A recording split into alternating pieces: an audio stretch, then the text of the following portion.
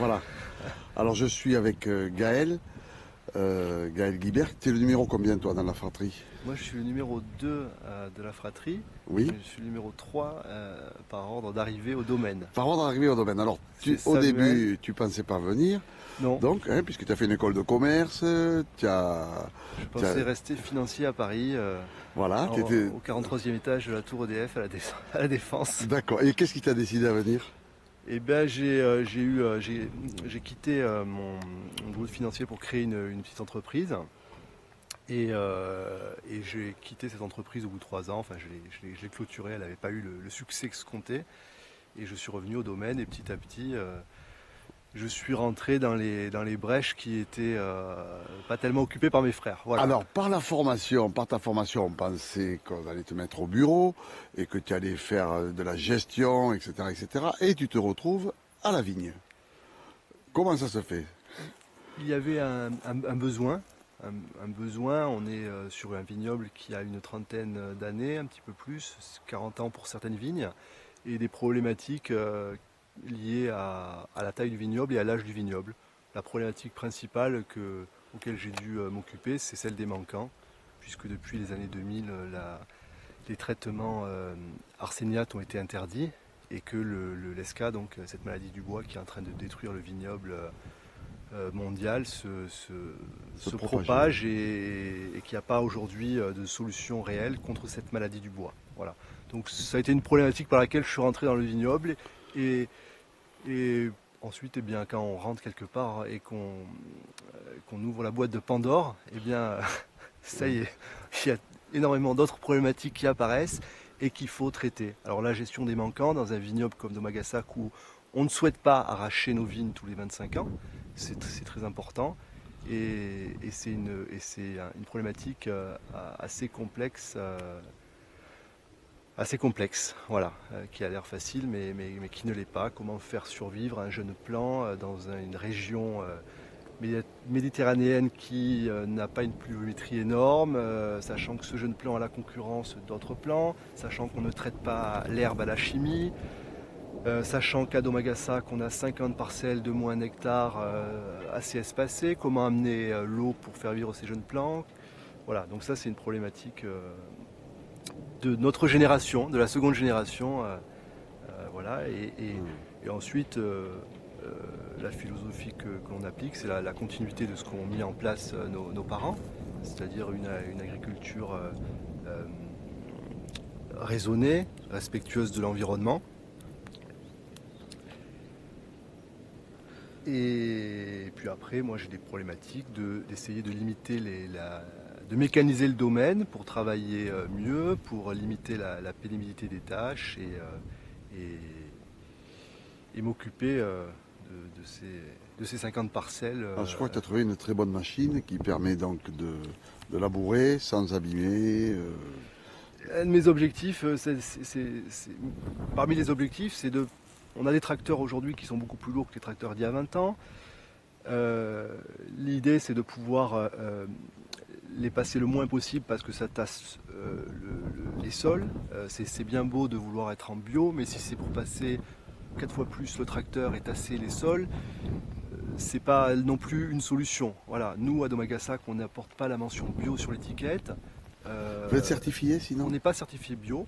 Je pense qu'on avait une philosophie avant-gardiste, c'est-à-dire que depuis que mes parents ont créé le vignoble, ils sont dans l'idée de n'absolument pas détruire le matériau, la terre, le microclimat, par exemple par une déforestation massive, puisque on est sur la meilleure parcelle du domaine, avec la meilleure terre, celle qui a fait le rouge d'Omagasak.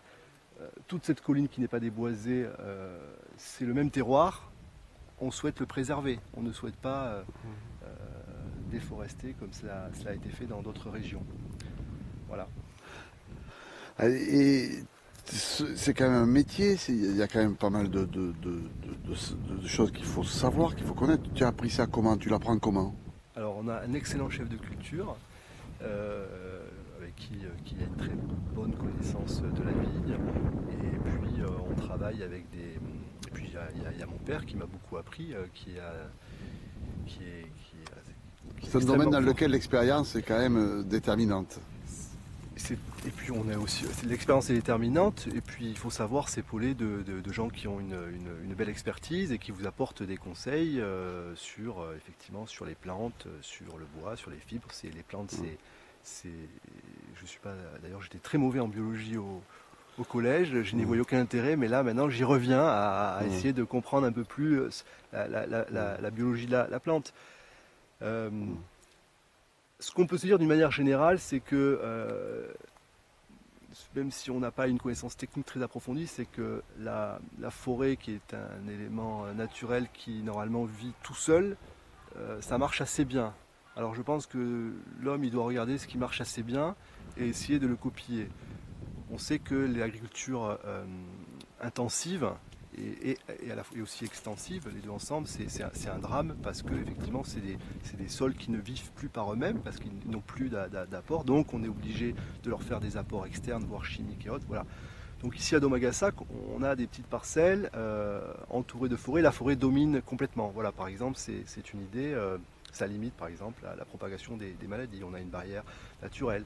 On sait que pour le ver de la grappe, le meilleur prédateur, c'est la chauve-souris. Bon, s'il n'y a plus d'arbres où elles peuvent se poser, eh bien, il n'y a plus de chauve-souris, et donc vous êtes obligé de traiter avec des produits qui sont mauvais pour les sols. Et en plus avec des tracteurs qui vont tasser les sols. Donc c'est vraiment la vigne, c'est vraiment la boîte de Pandore. Vous ouvrez un sujet, vous en avez... Alors c'est un peu compliqué pour moi qui suis mathématicien à la base et qui aime bien les choses figées, carré. Les modèles. Là je n'ai jamais de choses carrées, je suis toujours confronté à si on fait ça, alors cela induit ça, et ça, et ça, et ça. Mais ça reste très intéressant et assez passionnant. Combien de parcelles avez-vous? Parce qu'effectivement, il y a 50 hectares et toutes les vignes sont très petites. Il y a 50 hectares, je disais tout à l'heure, on a plus de 50 parcelles. Voilà. Ici, on est sur la plus grande parcelle et la seule, d'ailleurs, qui fait 4 hectares. 80% du domaine, c'est des parcelles qui font moins d'1 hectare, avec des parcelles qui vont faire un cinquième d'hectare, complètement entourées de bois. On travaille un petit peu comme les paysans. On a le luxe de pouvoir travailler comme les paysans à l'ancienne, qui maintenaient autour de leurs champs des haies, quelque part, qui maintenaient une vie sauvage autour de la culture et qui protégeaient donc cette culture et le sol. Voilà. L'homme n'avait pas complètement tout envahi. C'est sûr que c'est un luxe. On a beaucoup saccagé depuis l'après-guerre les sols par une agriculture qui est en train de changer aujourd'hui. Il faut se rappeler qu'on avait une problématique en France à l'après-guerre, c'était de nourrir les populations. On était obligé d'importer. Donc on a toute une politique agricole commune qui est basée sur ce concept et qui n'a pas évolué, ou très peu.